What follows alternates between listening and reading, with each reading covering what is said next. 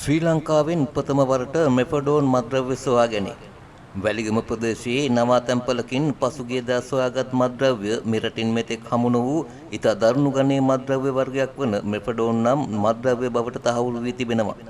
දකුණු පළාත භාර ජ්‍යෙෂ්ඨ නියෝජ්‍ය පොලිස්පති කිසිරි ජයලත් මහතා පැවසුවේ එම ස්ථානයෙන් ලබාගත් සාම්පල සම්බන්ධයෙන් රජයේ රස පරීක්ෂක දෙපාර්තමේන්තුව විසින් සිදු කළ පරීක්ෂණයේ වාර්තාවෙන් ඒ බව අනාවරණය වී ඇති බවයි.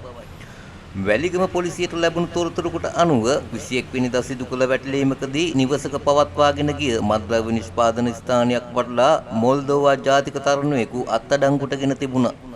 එම ස්ථානයේ තිබී අයිස් බවට සැකෙන්න මත්ද්‍රව්‍යද සොයාගෙන තිබූ බව සඳහන් කරනවා.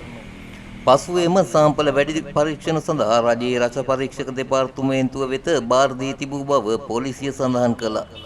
ඒ වාර්තාවට අනුව අදාළ මත්ද්‍රව්‍ය අයිස් වැනි සෙසු මත්ද්‍රව්‍ය වලට වඩා දරුණු ගණයේ මත්ද්‍රව්‍යයක් වන මෙෆඩෝන් නම් මත්ද්‍රව්‍ය බවට අනාවරණය වූ බව දකුණු පළාත භාර ජ්‍යෙෂ්ඨ නියෝජ්‍ය පොලිස්පති කිසිරි ජයලත් මහතා සඳහන් කළා.